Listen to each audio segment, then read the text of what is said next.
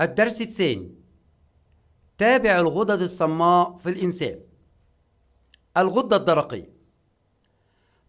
تقع الغدة الدرقية في الجزء الأمامي من الرقبة، وتكون ملاصقة للقصبة الهوائية، وهي غدة حويصلية تميل إلى اللون الأحمر، وتكون محاطة بغشاء من نسيج ضام، وتتكون من فصين بينهما برزخ. تفرز الغدة الدرقية هرمون الثيروكسين وهرمون الكالسيتونين. يؤثر هرمون الثيروكسين في بعض العمليات الحيوية بالجسم، مثل نمو القوى العقلية والبدنية، والتحكم في معدل الأيض الأساسي، وأيضا التحكم في امتصاص السكريات الأحادية من القناة الهضمية. وأيضا يعمل هرمون الثيروكسين على الحفاظ على سلامة الجلد والشعر، بينما يعمل هرمون الكالسيتونين على تقليل نسبة الكالسيوم في الدم ويمنع سحبه من العظام. أمراض الغدة الدرقية: تنشأ بعض الحالات المرضية بسبب نقص أو زيادة في إفراز الغدة الدرقية لهرمون الثيروكسين، حيث يؤدي نقص اليود إلى نقص إفراز الثيروكسين، مما يسبب تضخم بسيط في الغدة الدرقية ويسمى بالتضخم البسيط، ويعالج بإضافة اليود على الغذاء.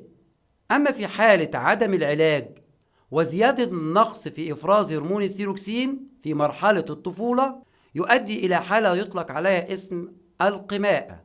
ومن أعراض هذه الحالة قصر الجسم وكبر حجم الرأس وقصر الرقبة، ويؤثر ذلك على النضج العقلي للطفل، وقد يسبب أحيانا تخلف عقلي، وأيضا يسبب تأخر في النضج الجنسي.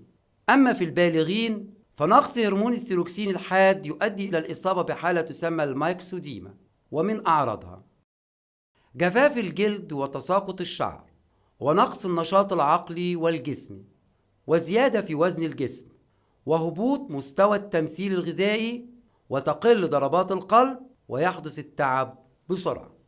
يؤدي زيادة إفراز الغدة الدرقية إلى حدوث تضخم في الغدة، ويسمى بالتضخم الجحوظي، ومن أعراضه تضخم الغدة وانتفاخ الجزء الأمامي من الرقبة وجحوظ العينين. وأيضا يؤدي إلى زيادة أكسدة الغذاء والتحول الغذائي، ويترتب على ذلك نقص وزن الجسم، وزيادة في عدد ضربات القلب، وحدوث تهيج عصبي. يعالج التضخم الجحوظي باستئصال جزء من الغدة الدرقية أو معالجتها باستخدام مركبات طبية.